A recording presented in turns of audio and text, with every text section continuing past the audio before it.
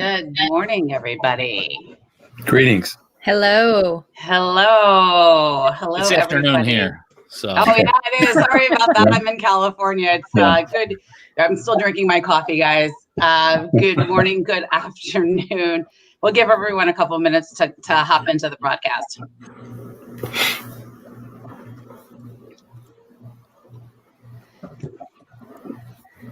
It just hit afternoon here. Ah. We are all over the country. Where are you, Alex? Yeah. I'm in Dallas, Fort Worth area. Yeah, I figured Texas. Okay. Mm-hmm. Yep. Yes, we've got a couple of Florida. We've got some DC. I'm in LA. Mo, where are you? Orlando. Orlando. Got a couple Florida. You guys Yeah, could have all gone into one place and done that. Yeah. All right, Yeah. let's check and see how many people we've got on, and then we can get started. 35 on LinkedIn so far. It's going to be up on YouTube as well, Facebook, Twitch. So we're all over the place. Got some people commenting. Where all the streamers and the kiddos can go on Twitch. This is amazing. I'm Gotta hit that everywhere. young crowd. Andrew's opened me up to the world of the internet. It's great.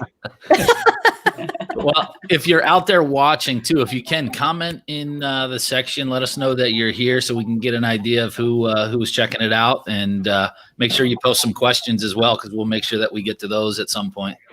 Yeah, we'll give this about 30 more seconds, and then we'll go ahead and get started. Thank you for everyone who joined on time, and I appreciate you guys having you guys here. Thank you. Let a few more people hop on, and then we'll get to chatting. Perfect. Hi, Laura. Hi, Laura. And Anna. Hi, Anna from Canada. Hi, Al from the Okay. UK. That's me. If I try to log in, I'll say hello to everybody, but I would try to if I try to log in, I'm going to break something. So I'm going to leave it alone. Hey, Allison. Hey, Kim. All right, guys. North Carolina. Beautiful. Toronto. I love Toronto. Anna lives in Toronto. Hello to Chicago. That's awesome. Greetings to New York City, I see. San Antonio. Philadelphia. Hello. Tucson, bear down. London. All of my favorite places are here today. It's great. Great to see everybody. Hey, Michael Cruz. Oh, London. All right, guys, let's go ahead and get started. I'm broadcasting from Los Angeles, home of the NBA champion Los Angeles Lakers and the World Series champion Los Angeles Dodgers. Oh, don't brag. I'm actually a Washington Nationals fan. Thank you guys so much for joining us. This is our second LinkedIn learning session that we have done. This one is going to cover the do's and the do-nots of LinkedIn. Everything from approaching people that you don't know online to, kind of how to manage your online reputation. So with that said, we'll have the panel introduce themselves. I guess I'll go first since I'm already speaking. I am Jill Haber, and I've probably met a lot of you through LinkedIn already. So I'm glad to have everyone here. As I said, I'm in beautiful Hermosa Beach, California, and I am I've met a lot of people through LinkedIn for the past couple months. My LinkedIn following has grown quite a bit, so I'm really excited to share what I've learned with everybody else. So Matt, I'll kick it over to you. Thanks, Joe. Matt Wolff, founder of Ticket Time Machine. Joe and I put this together. We just want to try and help as many people as we can, whether it's you're looking for work or you're trying to increase your network or improve on your engaging with others. So I'm in South Florida. Happy to be here. Andrew? Hey guys, Andrew Haines. I've worked in sports most of my life, and serial entrepreneur. Started and bought, sold dozens of businesses over the last 20 years. Excited to join the group here, and have seen my LinkedIn kind of explode over the past 12 months, more than doubled, and really been able to utilize that to move ahead business-wise. So excited to join. I'm in Orlando, Florida, right by Disney, so I can almost see Mickey Mouse. Same here. And it's nice and warm here. Mo? Yeah, I'm Maurice Bulus. You can call me Mo. They've called me that since high school. I'm Director of Business Development for a company called Quince Imaging out of Sterling, Virginia, near Dulles Airport. Go Nationals. We are a visual integration firm. I've been in live events and live productions, now virtual, the better part of the last year. But we're very interesting and a very unique company. I likewise am in Orlando, Florida, and happy to be of any help that I can today. Dave? Hey, I'm Dave Wakeman. I am currently in Washington, D.C. I am a longtime New Yorker. I grew up in South Florida, not far from Matt. My whole gig is I want to help people create and capture more opportunities.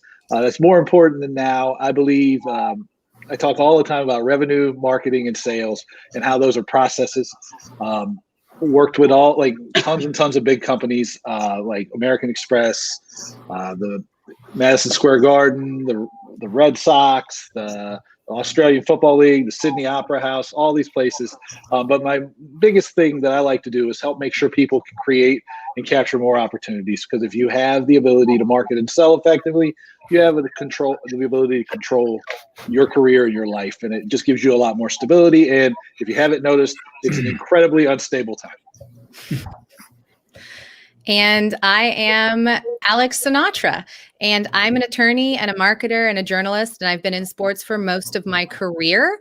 And for me, networking in sports, if any of you guys are in sports, is such an important thing to understand how to market, how to network, how to do all of that. Because if you're in a front office of a small team or a big league or a small league, you're going to need to know a little bit about everything. And so for me, I have utilized my marketing degree and my legal degree together, which sounds really weird. All the time people say that it's such an odd combination, but it actually works really well for me. And so I'm really excited to kind of share what I've learned from my podcast, interviewing people, the books that I've written about marketing and networking. And I'm just really excited to talk to everyone and ask us all the questions. Great. Awesome. Well, so we're going to share some slides with you guys. By the way, I see we have Uganda and Kenya. Awesome. Just some quick slides. We will post these to LinkedIn after we share them. So just give me 1 second. Yeah, go Dodgers. And I will share my screen 1 second. Awesome.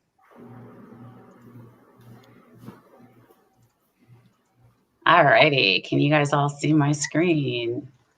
Yes. All right. Beautiful. Let me get this into presentation mode.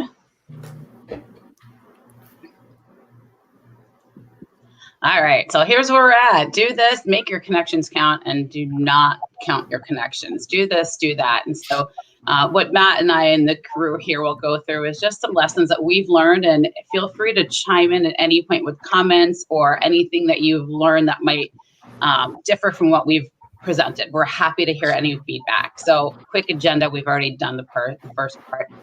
We'll have a panel discussion, and then we'll do some audience Q&A after we do the panel discussion. So getting right into it, Matt, I'll let you take over here. Yeah, thanks, Jill. So these are just some things that we've seen out there, some tips. Nothing is set in stone, nothing that says this is going to work and that's not going to work, but just some things to keep in mind as you're networking with people and engaging with people. I'll go through these quickly, and then I have some examples of some interactions that I've had on LinkedIn. Build a rapport and add a personal touch. I think a lot of these seem like it's common sense, but if there's any opportunity for you to add something personal to a message, even if it's just your invitation, you only have limited characters, anything that you do to attract their attention that could be different from the hundreds of other people that are engaging with them is going to give you a leg up. I've had people who said, I only answered your email because you said this or you asked this question. Reply to emails, voicemails, and messages.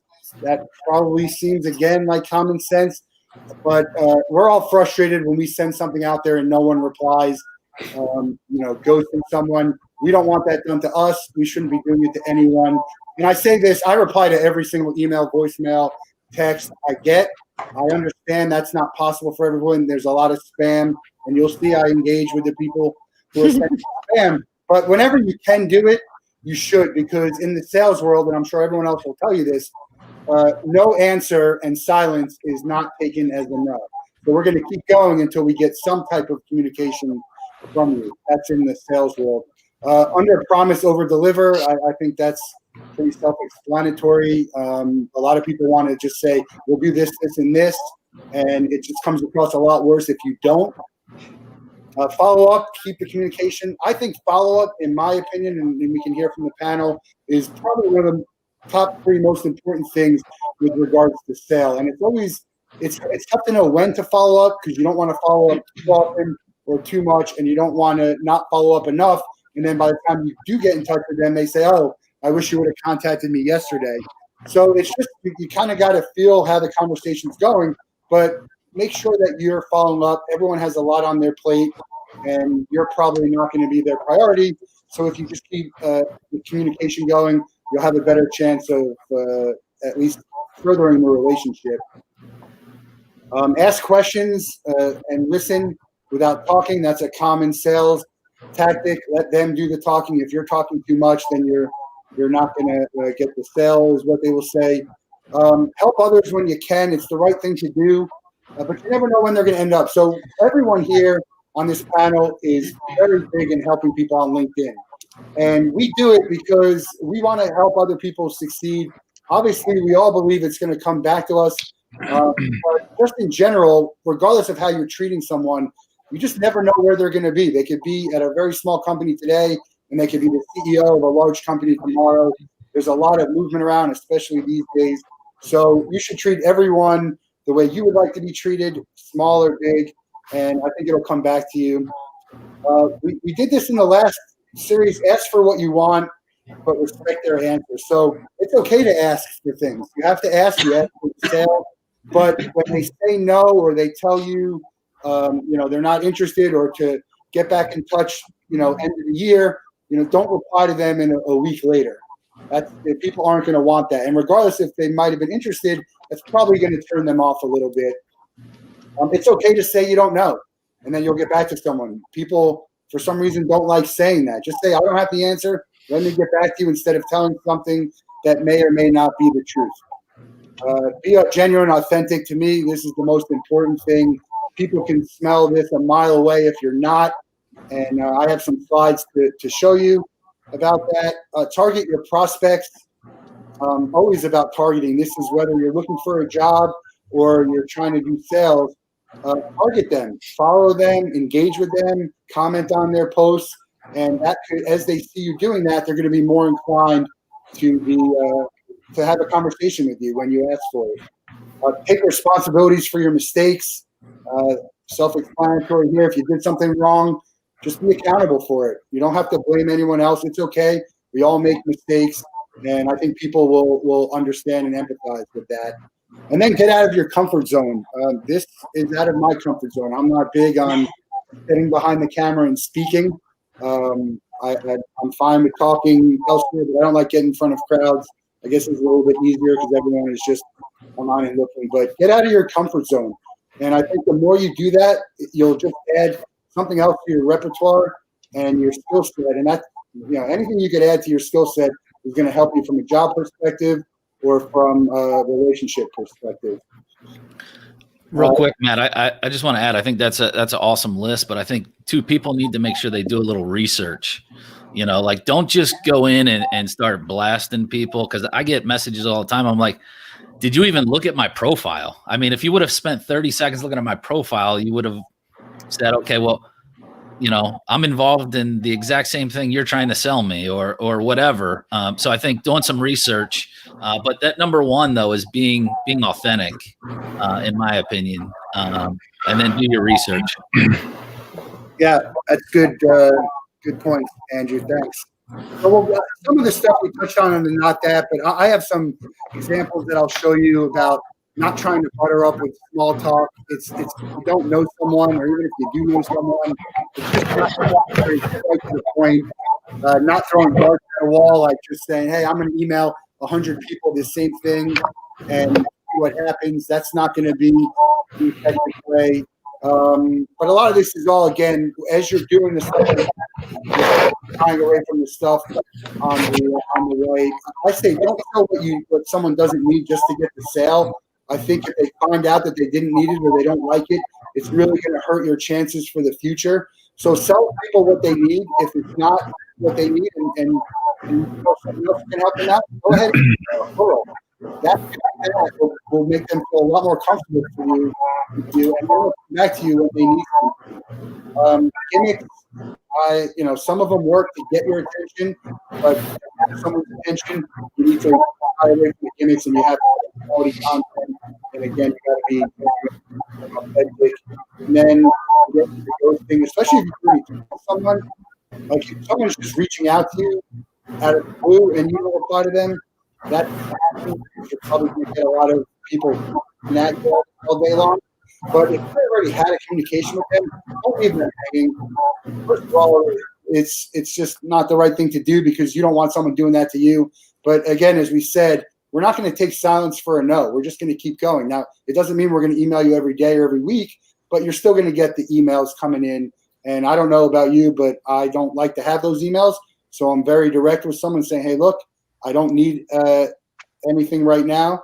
So, I'll keep your information handy. No one likes to get ghosted. Yeah. Just a few more on the next page we can go through. Yeah. Just real quick, have a plan, set up your tasks for the day. I have a list here. It's scribble, but it's, it holds myself accountable for what I need to do. And to me, that's going to shape your day. If you can't get to all of it, that's fine. You put it on for the next day. Maybe you'll find out that it's not as sorry, I think they're having some trouble hearing me. You're better now, Matt. I think it's good. I think it's Mo. Mo has some background noise. I muted him, and it seems to be taken care of. But I just started muting everybody to see where it was coming from. Okay. Sorry about that. Simple sales. Find out what their problem is and offer a solution. Dave is going to talk about value as we get his question. Creating a sense of urgency. If someone knows that they can just go to your page and see it at any point, then they're not going to come and listen or feel like they have to be there. On the other side, putting content out there is okay if there's only 5 people there because you have the ability to keep it forever. And so someone can come a week from now or a month from now and see it. So it's important. Show up on time. This is very, very key for the Zoom world that we're living in. And if you have to cancel, give some notice. It's not that hard. Generally, you'll know if you can't make a call. Using the correct terminology is always big. If you're using the wrong language with the industry that you're talking to, it's a surefire way of someone knowing that you're probably not going to have much to offer them. It's almost like when if you're saying the name wrong or pronouncing it wrong, it's always on the other end, you're going to get, oh, he's in a meeting right now. He'll have to get back to you. And this goes back to written communication too, Matt. I worked for a company that the first letter of our company name was never capitalized, and never anywhere on our website was it capitalized. And obviously, it's usually a default in a Microsoft program to capitalize the first letter of the first letter of a sentence. But I can't tell you how many times people, even job applicants, would email us and either write the whole name of the word incorrectly, or it just goes back to little things like that as well. Yeah. So what I'm gonna go through the rest of these real quick, and then we'll get into some examples, and we'll get to the panel. This will be up, and we'll be able to send this out to anyone who wants it. Just a few things. It's okay to pitch on LinkedIn. It's okay to pitch in your feed. It's okay to pitch someone on an email. I pitch people all the time. I get people pitching me all the time. You just have to do it correctly. It has to make sense to someone. We're going to talk about that in some of my examples here. Some things not to do. Don't lie. I know that sounds crazy, but especially when it's going to be very easily proven that you've lied. I don't like to put down the competition. I always talk about why we're great, not why they're bad. Let someone else do that talking for you. And don't rely solely on numbers and data. There's a lot of immeasurable data out there.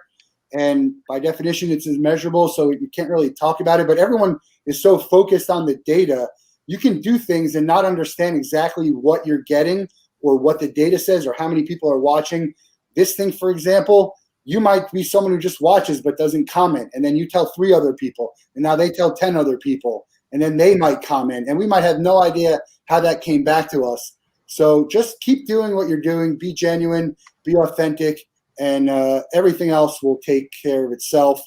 I know people will tell you there's a textbook on sales. There is no textbook. There's no blueprint on sales. Things work differently for everyone else. There are things that you should follow. I follow certain things. There's certain things I do that are not great, and I get feedback from other people. We're all about learning, but just whatever works for you doesn't mean it's going to work for me. Whatever worked for me doesn't mean it's going to work for you. Anything else on the panel before we move on to some examples? I just one thing, like if you look at my name on my profile, it's Andrew, and I put my middle initial in there, G. Haines. We're gonna get to that with. Okay, all right. We'll wait for that. So we can talk about that. All right. Well, we'll slide into some of Matt's favorite examples over here then. Yeah. So as I said, I answer every email that I get, every message. I just want to show you a few things of emails and LinkedIn messages that I get that I think can be used to not things you shouldn't do. So this is Damon John. I'm sure we all know him. He's from Shark Tank. And I've subscribed to his newsletter, and then I got a free invite for a trial. But what he did here is he uses these canned emails, and I don't think anyone expects Damon John to be emailing. So it's maybe not the best example, but to use the canned email, you have to be very careful because he likes to put the first name in there. And as you see, it's a couple times, hasn't it, Matt? Ready to add your name to that list, Matt? And then on the next page, you see, can't wait to meet you, comma, first dot name, exclamation point. So obviously there was an error in that. Now, again, I didn't expect Damon John to be sending me a personal email, but if it's any other company doing that, and like Andrew said, his name is Andrew G. Haines on a lot of this stuff. You see myself here as Matt Wolff Ticket Time Machine, which I use for Zoom calls. So I know if I get, hi, Matt Wolff Ticket Time Machine, that they're just sending me a canned email. And I don't think it's a great way to go if you can avoid it. Now, Damon John didn't just send Matt one email. Yeah, so Damon John, he likes to send emails.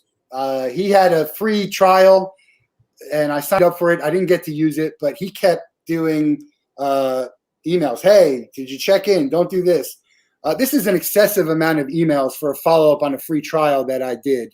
So you got to be careful about how much you're spamming someone because you don't want them to unsubscribe from your stuff. And it just might be this one part of what they're doing. Just some helpful information. And again, I generally don't delete emails and I generally don't unsubscribe because I'd like to hear what they have to say, but I just throw this in a folder. And moving forward, we've protected names and identities.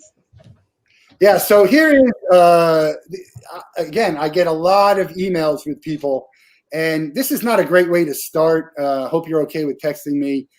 He started out by saying he's a sports analyst, and his job is to randomly connect and ask questions. So he starts to ask me questions, and I'm like, oh, that's cool. It's interesting. So we go to the next slide, and all of a sudden, randomly, he just starts talking about cryptocurrency and asking about cryptocurrency. So I get a lot of Bitcoin and cryptocurrency messages. I always engage with these people, as you'll see in a few more slides, but it's not a good way to go. This guy here wrote, we were able to save someone with your exact same business 20% on their current insurances. And I just asked a simple question. What is someone with the exact same business? What kind of insurance? That was the last I heard of him. So you don't want to start saying something like that if someone's going to ask a follow-up question and you don't have the answer for it. To me, that's a gimmick. He could have said so. I probably would have been interested anyway, but he certainly could have said something like that. This is an issue I had a long time ago when I first joined LinkedIn. I had someone who just endorsed all of my skills. I don't know who the guy is. He just started endorsing me. And I don't even think I can delete him. So now I got some guy endorsing me for all these skills. I don't even know who he is. And probably you may not have. Not helpful. I know he probably did it because he thought it was helpful, but it's not helpful. So, when you're tagging someone or involving someone else, generally speaking, you want to have their permission or know that they're not going to be upset by it. This is another gimmick. Are you available mostly in the mornings or afternoon? Like trying to get me to say, I'm available here. So you say, okay, let's have a call. I answered his question. It depends. I'm available both, but I told him I had this area covered. I just think it's it's not an effective way to do it. You should be a little bit more direct. Also, I love your background and want to connect. I've probably had 100 people tell me that they love my background and then go into something else when they probably don't care about my background. So I'm generally going to try and capitalize on that and say, hey, what is it do you like about my background? So again, if you're going to ask a question, if you're going to say something, make sure you have the follow-up answers to it.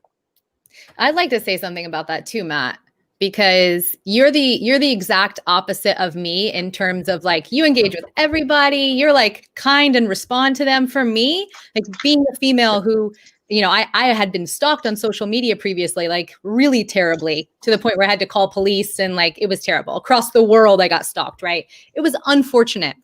For me now, if someone even gives me a tiny little vibe that it's sketchy or weird or I feel uncomfortable, instantly blocked. So like for me, you have one chance to make a good impression in your connection request or sending me an inbox message, because if I feel like there's anything shady going on, that's it. And you get no other opportunity, right?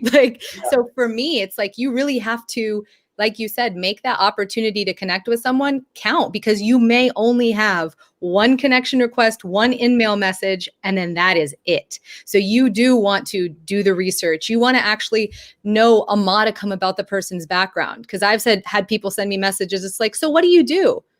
I'm like, my literal resume is up on LinkedIn. That's literally what LinkedIn is. It's my resume about what I do.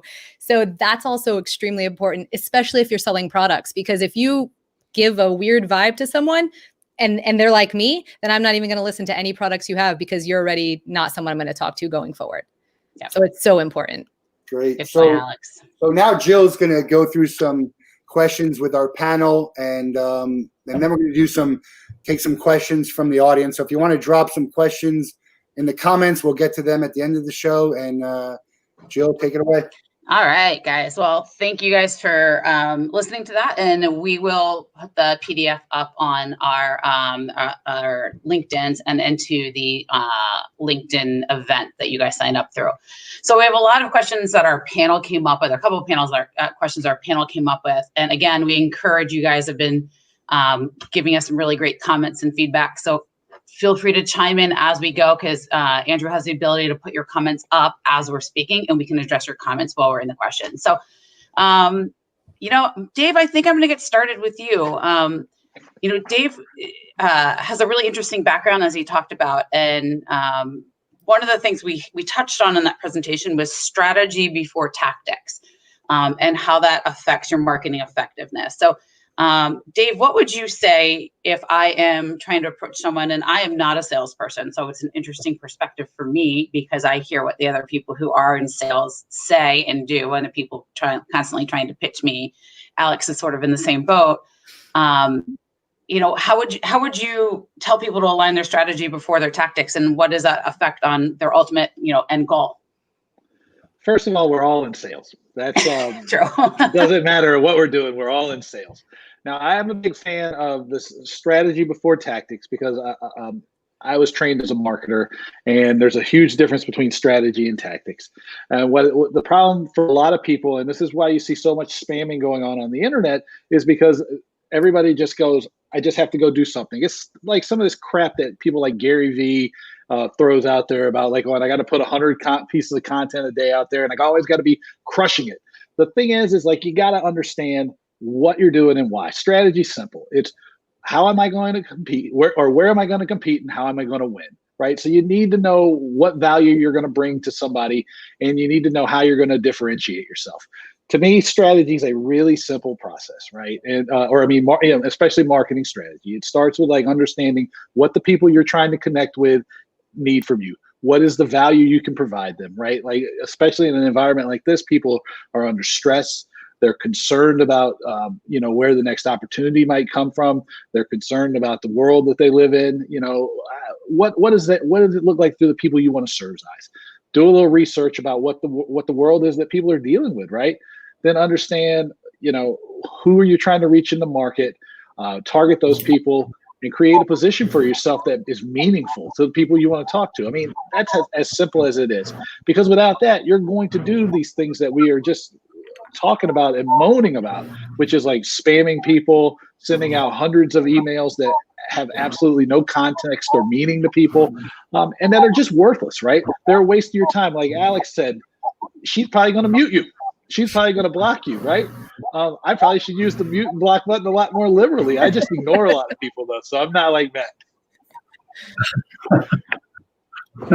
Awesome. We had a really great question that we can take really quickly from Brenna, which was in regards to connection requests versus Inmails, which is more powerful to get someone's attention in order to get them to become part of your network.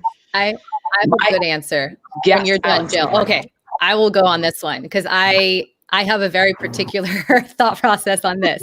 So the Inmails, you only have a certain amount of Inmails, right? So you want to use those strategically. But there is a great feature that a lot of people don't know, that when you press connect with someone, there's another button that says customize your message, something like that, or send note. I think it says send note. And that is an in-mail message that is free, right? It's free. So I always put, it's short, you got to be really concise, right. But you put in like 2-3 sentences and you add all the things. You add, I love your background on X. I'm interested in getting into Y. And thank you. I know you're busy. Any response would be great. Thank you so much. Have a great day, right? If I see that someone took the time to add a note to their connection request to me that said something at all, that's amazing. I save my in-mail messages, honestly, for recruiters and for jobs where I'm following up. Like I send the connection request, but it's been like a week or so. And like maybe they haven't seen it, but then I'm like, okay, I'm going to follow up with an in-mail message to this recruiter and said, I'd love to learn more about this job or this position or whatever. And that's how I use my in-mails versus my connection requests. Yeah, powerful.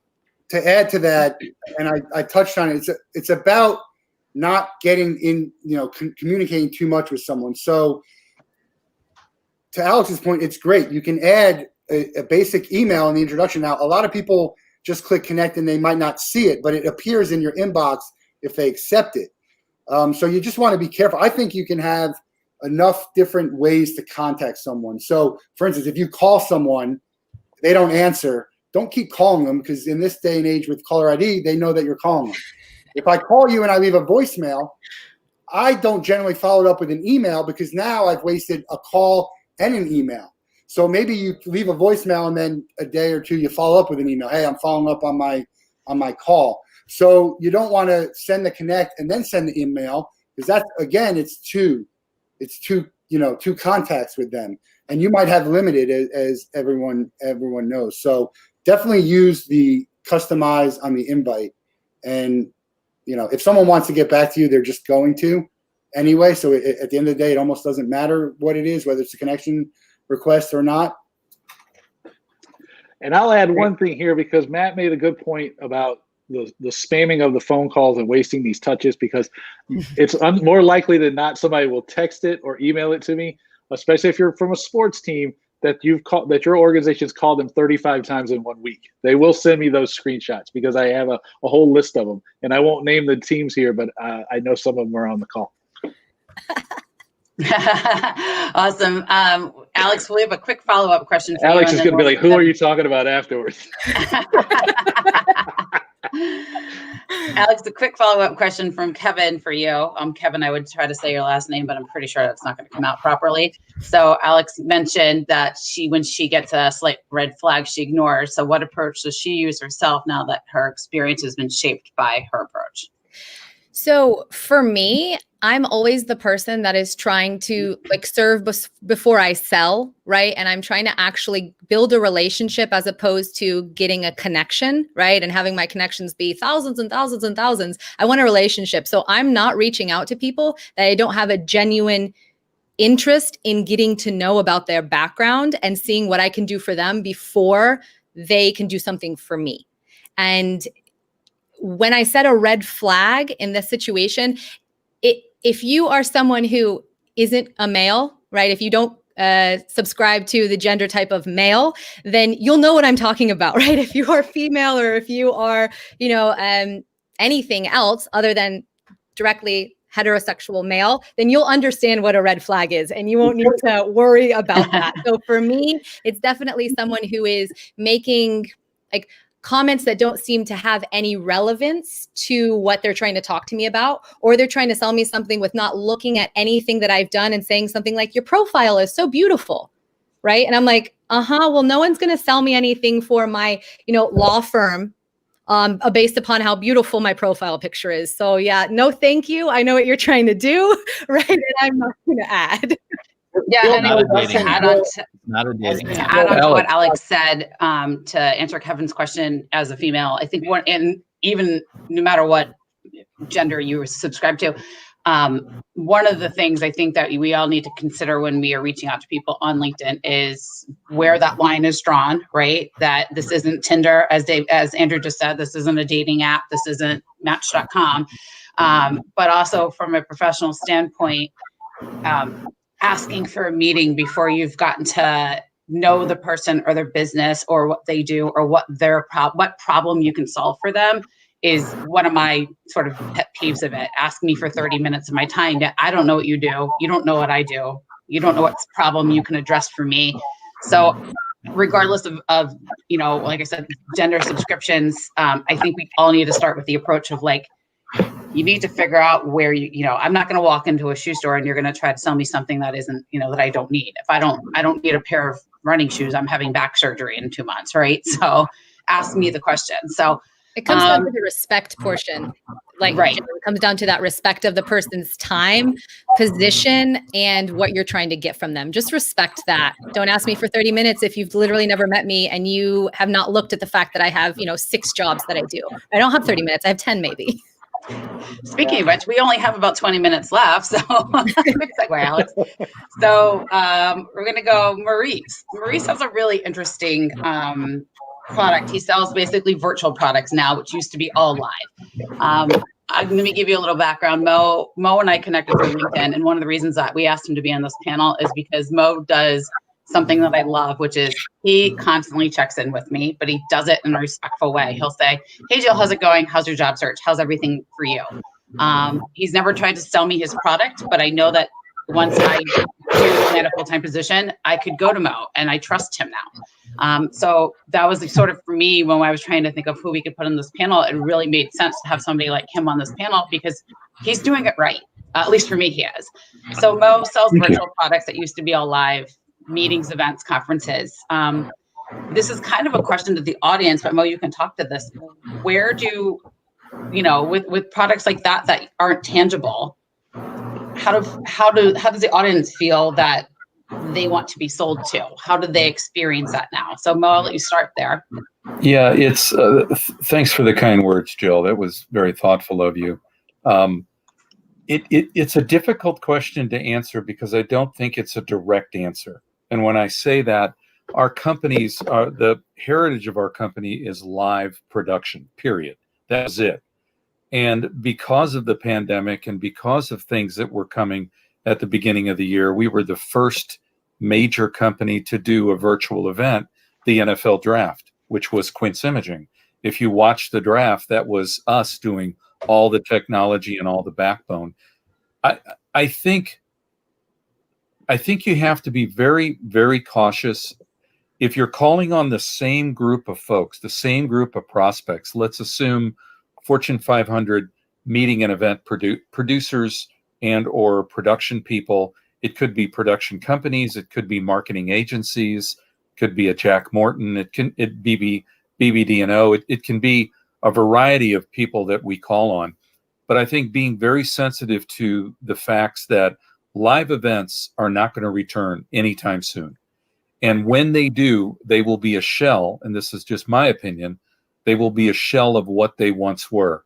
And I'm talking about the crowds, the closeness, the personal interaction, especially like a product launch for a pharmaceutical company or live concerts.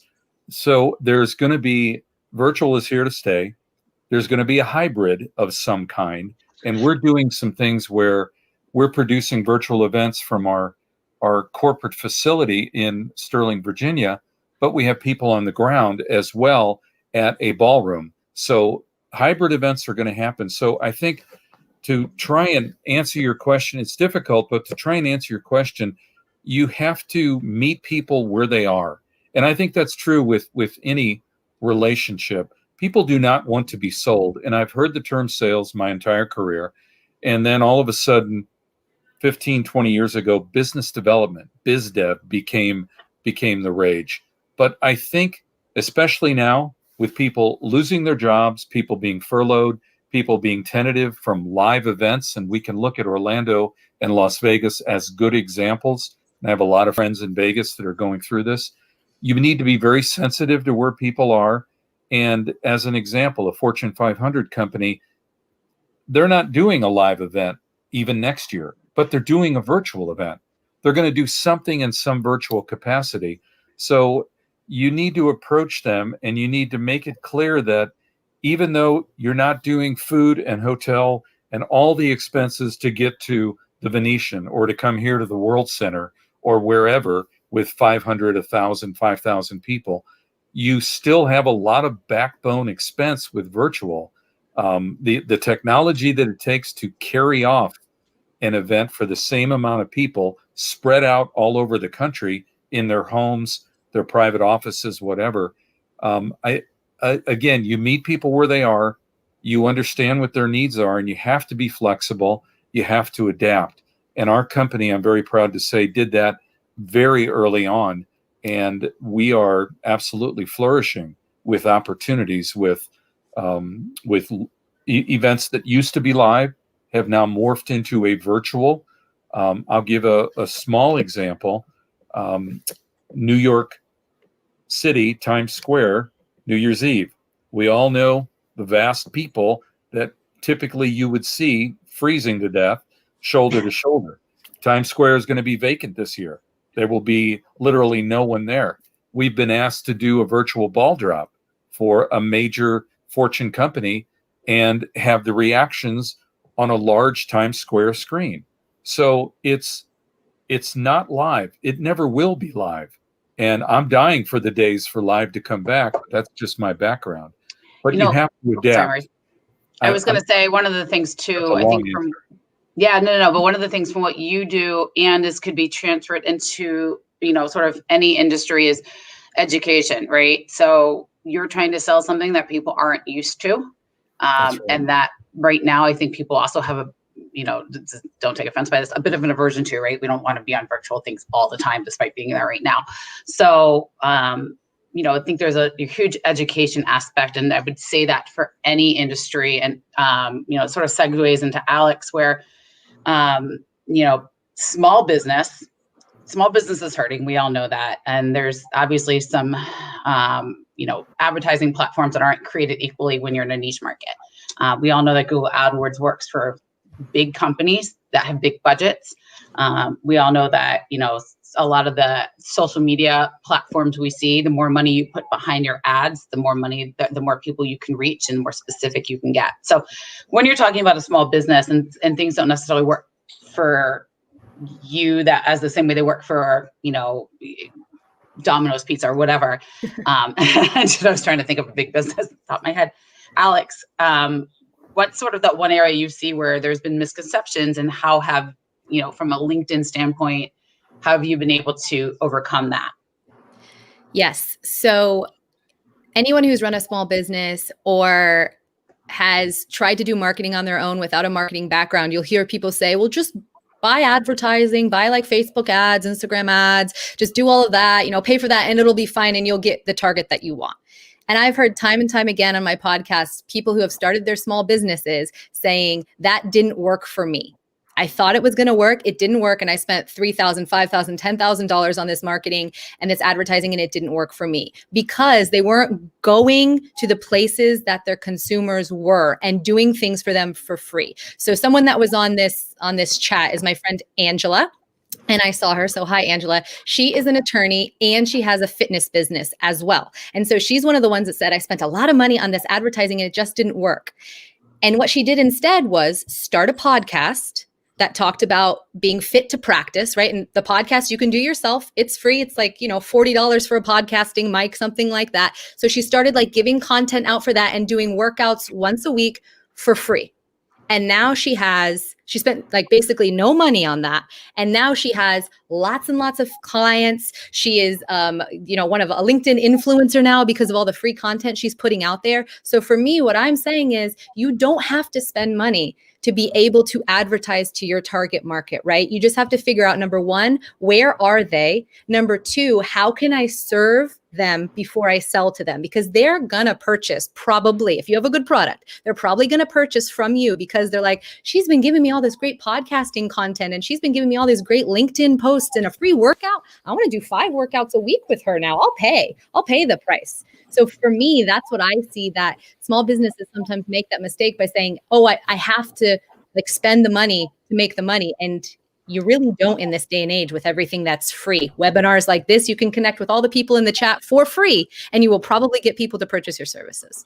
Just to add on that real quick too, is it's a good opportunity for, just I think people in general to get free content out there. They basically can show that they're an expert in their field, and by doing that free content or the free exercises. So they become the go-to person when somebody does have a need, and it creates that funnel coming at them instead of cold reaching out like we've been talking about all show. Yeah. And I think that's a really good point, Andrew. Tying it back into LinkedIn and content, right? So content is king. And, if you're, for example, if you're Mo and you're selling something virtual, let's put content out. We'll put, the more content people can see of yours, to Andrew's point, it makes you a subject matter expert on that. And so that gives you an easier in the funnel. So we had a great question from Allison, which is, should I draw the line at sending connection requests to people at higher level jobs? This actually came from a couple people as well. She's a college student. Should she avoid requesting with executive director titles and such? I'll start with this one, which is, I think you should connect with whoever you should want to connect with. And the reason for that is, just because you're in college doesn't mean that maybe they have a program at an internship program. Maybe they have a kid in college and they understand where your plate is. So my 2 cents on that, and feel free to disagree with me, guys, is feel free to connect. But to Alex's point, I think you should also write, dear so-and-so, I would love to connect with you. I'm a college student and I'm looking to XYZ in your connection note. So does anyone have anything to add on that one? Yeah, Dave, go for it. Yeah. Dave had some thoughts on that. Let me address, though, what Alex and Andrew were talking about before, because they both make really good points, and I think there's something that pulls them together, because Alex is talking about the need really to put strategy before tactics, like I talked about before. And then Andrew talks about the sales funnel, and I think a lot of people maybe get confused about the sales funnel. And the top of the sales funnel is all about awareness. So expecting somebody to buy from you before they know who you are is really, really difficult. So awareness is a lot of this content and stuff. And then you move down, and everybody's sales funnel looks a little different. You can get consideration, preference, then people buy from you. So the thing is like just throwing money after advertising is putting tactics first, and you're not recognizing what your sales funnels look like. Why should people consider you? Why should they pay attention to you? Why should people give you their money? And it's very important. And the way that Alex and Andrew brought it together, I think it's really important to recognize what the funnel looks like. Now, back to Allison's question, it's really great because there's another favorite marketing saying of mine that I like to talk about, which is that you are not your market. So if Allison's reaching out to an executive director, a CMO, CEO, a VP, anybody who's in a decision-making position, more likely than not, they don't know, they're not as close to the ground as you are. And you can connect with these people by offering them value in the form of real live consumer research, connection to the market that maybe they're trying to reach, a different perspective. So it's not a matter of you asking for something or being subservient to them. It's framing it in a way that like, hey, look, this is what I'm studying.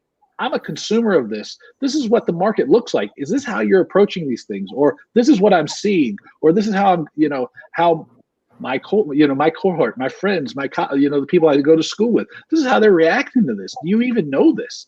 And that can be very valuable, because a lot of times the higher up the organization you get, the less easy it becomes for you to be connected to people who are closer to the ground, who are making the sales, who are in the market that you're trying to reach. And here's this crazy thing that happens, because we're talking about marketing and sales. As soon as you try to sell something, you become an idiot, because you can't see that you start thinking of yourselves like all these great things about what you would do. It doesn't matter. Nobody cares about you. It's what the customer wants. And so you can help people in those positions by this, and it'll probably help you do better in school, and it'll help seed the way for you to get a job when you get out of school. That's at least my take on it. I love that, David. And remember, at the end of the day, even though their title might be executive director, they're still a human being. They still, want to connect with other people as well. And the worst they can do is say no, right? Then you move on, and you go into the next person. Right. So I'm a CEO. That's all you need to know about that. Yeah. So Michael, I should tell you all you need to know. Michael's got a great question. People put their personal stuff and their contact information. It's fair game. That's why it's there. LinkedIn is a network to connect and grow. If they didn't want you to do it, they wouldn't have put it in there. If they forgot to take it out, your message or call will actually alert them that they need to take it out. My feeling is, if you've connected with me, you've given me permission to connect you with anyone else in my network. That's what a network is. So I'm not saying I'm going to give you this person's phone number or email, but I can say, hey, reach out to them and drop my name, or hey, would you like me to do an intro for you? So Michael, I don't use that as the first one, but if they don't answer, it doesn't mean that they saw it. A lot of people aren't on his LinkedIn as all of us are. We're probably in the top whatever percent of people, activity on LinkedIn. So it's okay to drop I don't know if I would call them first. I certainly would try and email them first, even if it's a personal. A lot of people put their personal email there. There's a reason for it. I have all my information there. I'd love for people to contact me, or at least to know how they can. So that's my opinion on that. I assume. I think Mo has something to add too, right? Yeah, I think this can be a kind of a double-edged sword, Michael. I've had personal experience just recently where I was trying to reach someone through LinkedIn, and I think, as Matt said, I'm a junkie. I'm on this all day long because it is my CRM, for lack of a better term, and my world. And there was no email except a personal email, and I sent a note through my business email and just introduced myself, and my phone number was in there in my profile at the bottom, and this person called me back, and I was somewhat excited to get a call until I endured the tone of that call, which was, why in the hell are you sending me an email to my personal email address? And trying to be quick on my feet, I immediately said, because it's listed in your profile and it's your only email. There was a long silence, like 4 or 5 seconds, and this person said, I'm so sorry, I didn't mean to come down on you, but I need to change that immediately. And it went from somewhat adversarial to, how can I help you? We ended up talking for a good 20 minutes, and then I got his business email, and we moved forward from there. So I think, as Jill said, it's fair game. And if you don't have a connection that can get you to that person, or a recommendation or a referral, just be prepared for any kind of fallout if there's a personal email listed. Is all I'm saying. Of course. That's a good reminder to everyone on this podcast or in this webinar to check your LinkedIns to see if your personal email is listed, or your phone number. And if you don't want it there, to go ahead and remove it or make it private. Yeah. Yeah. So Joe, we have a few minutes left. Michael Katos had a question about investor. I think Andrew would be a good person to answer that. And Andrew is going to be on your podcast on Thursday, so we'll plug that. I'm trying to find the email here. He can answer that maybe offline. I want to give everyone on the panel an opportunity for some final thoughts and to let you know how you can get in touch with them. I want to personally thank everyone here for taking their time on the panel and in the comments and in the audience. We really appreciate this. Hopefully it was helpful for you. I'm as accessible as anyone else is. Reach out to me on LinkedIn. My information's there, my email, Twitter, Instagram.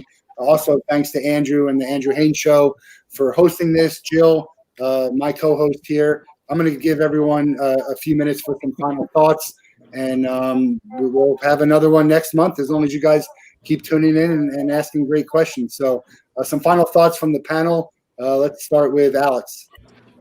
Hello. This has been so much fun. This is the first time I've attended one of these, and I'm like loving it. And for those of you who have questions personally for me, or you want to connect with me on LinkedIn, you can send me an InMail. And that would be fantastic because you have to know my personal email in order to add me, and I don't share that, but make your best attempt to send me that or add me on Instagram at Your Potential for Everything. I also have a podcast that's called Your Potential for Everything, and there's a podcast email associated with that.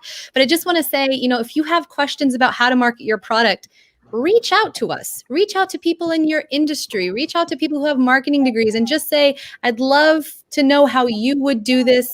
How can I make your life easier? My mentors always tell me the best way to connect with someone is by saying, how can I make your life easier? I want to help you. I do that with all attorneys that are senior to me. I say, here's this amazing research I did for free. Here you go. If you ever have any work, just send it my way, right? So just put yourself out there. Put yourself out there. And the worst thing that someone can say is no and don't contact me. And then you don't have to have that person in your life. Great. Dave. First, I think everybody talked about how you can get attention and how you can create something of your own. And I wanted to jump out. Alex said $40 to buy a microphone for her podcast. I started a podcast. It cost $100 to start the thing. Yeah. And over the years, it's been the key to, I can't even tell you how much money, but it's opened up opportunities for me to go to China, to India, to Australia, to England, to France, all over the world to do business. I started it for $100. Okay, there's free email platforms that you can use like Substack. You can start an email newsletter, right? You don't have to start big, you start small, right? I'm sure any of us that are on this thing would be happy to be a guest on your podcast to help or be an advisor for your interview because we know how hard it is to get started, but it's very, very valuable. And the big key is make sure that you present a point of view. It's very, very important. Alex made a key point about marketing and selling. Make sure you pay attention to people who are actually trained as marketers. My friend, one of the guys I learned marketing from is a guy called Mark Ritson in Australia. He did a study of the top 20 influencers in marketing. 2 of them, 10%, were properly trained marketers. So look to make sure that you're trusting the advice of people that know what they're talking about, right? So be careful there. Connect with me on the LinkedIn, right? Go right ahead. You can find me. I'm easy. Just send me the thing. If you want to put a personalized message, great. My website's davewakeman.com. You'll find all kinds of great things there. You can check out the Business of Fun podcast. There's also a newsletter, it's businessofvalue.substack.com. Get all those things. They're free. I try to add value. I try to be around to help people, because I want to see everybody be able to create and capture opportunities. And that was as long as I want to talk. That was too many talkings. No. Final thought. I don't really have a whole lot to add other than I'm grateful for the kind comments from Jill and from Matt for having me on here, despite my wife's protests of why do they want to talk to you? And my only parting thought is that we're never too old to learn anything. And I've been, I don't want to sound long in the tooth, but I've been doing events and meetings and production for 32, 33 years since getting out of college. And I can tell you that you learn something new every day, like we talked about with virtual. And I think don't be shy about reaching out to somebody, no matter what their level, to be a mentor, a coach, an advisor. I do it on a regular basis. And I have folks that have reached out to me, and I'm always available. Like I said, I live on LinkedIn. If I can be of help to somebody, I don't know why. I just noticed Jill's comment on LinkedIn from a few months ago when she was out and looking. We connected, and that's how it starts. You have to make an effort. You have to have the right intentions, and even if you're just a listening ear, that helps. So I'm grateful to be here, and I'm happy to help any way I can. Yeah. Andrew? Yeah, we had a lot of great comments about how to approach people and connect with people. But the one thing I really think, too, that's valuable is position yourself where people are reaching out to you. And that's just, Matt mentioned earlier, is just engagement and, looking at other posts. Don't just like a post, comment on it. Yeah, say hi or congrats, right? Right. Yeah. I mean, that's the standard thing. And again, I know every time somebody is just taking the easy way out because my middle initial shows up.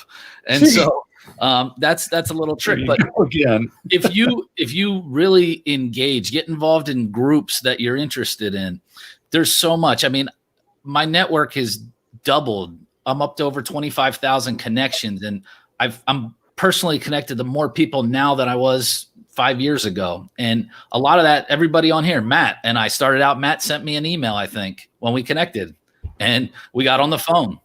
We had a conversation. We've talked to dozens and dozens of times since. So that's how it starts, but get active, participate, and you'll start seeing people that want to connect with you because they see that you're interested in the same things.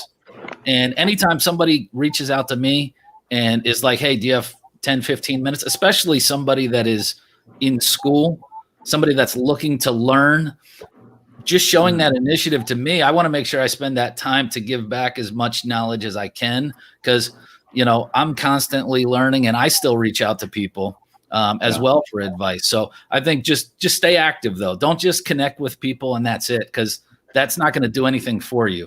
Mm-hmm. Try to build genuine relationships, as many as you can. Connect with people that are within your circle. Thanks, Andrew. I guess I'm last. So first of all, before I say thank you to everyone on the panel, there was a question from Trisha Reinhardt Woods about how you guys can connect to attendees. So I will put up a PDF of how you can connect to the 6 of us. And then as far as connecting with other attendees, you should be able to see everybody in the event link. So hopefully I don't know for sure that stays live after the event ends, but Trisha, if you have any questions, it does. Okay, perfect. So I can also post that. The event link has been posted many times on my LinkedIn, and I think everyone here has also shared it. So hopefully that helps there. And then I just want to thank everyone on the panel. I want to thank everyone for attending. I guess my parting thoughts are this is going to sound totally crazy, guys. But I said this to the panel before we started, which is I look at the LinkedIn connections and taking meetings almost like dating, right? So you're not going to ask me for a date unless you know me, know what I'm looking for, and I know you and I know what you're looking for. So, from somebody who gets a lot of messages, just this morning, somebody started with, hey, can I get 30 minutes of your time without explaining what they do, without understanding what I do? So I just think that it's a two-way street, and it's important to be able to make sure that you're providing a solution for a problem that you've already identified with that person before you're continuing with the conversation. So again, thank you guys all. Please feel free to connect with all 6 of us. We are definitely open to it. And if you have any questions, Matt and I have been looking to do this hopefully once a month. I know the holidays are coming up. If you have ideas, please message me or Matt of what you want to cover in the next one. If you have suggestions, if you have comments, negative or positive feedback, please message us, and we're happy to have a discussion with you guys. So thank you. And again, thank you to Matt and Ticket Time Machine, and to Andrew and the Andrew Haines Show for helping put this on. Yeah. I appreciate it. Thanks, you. guys. Make it a great week.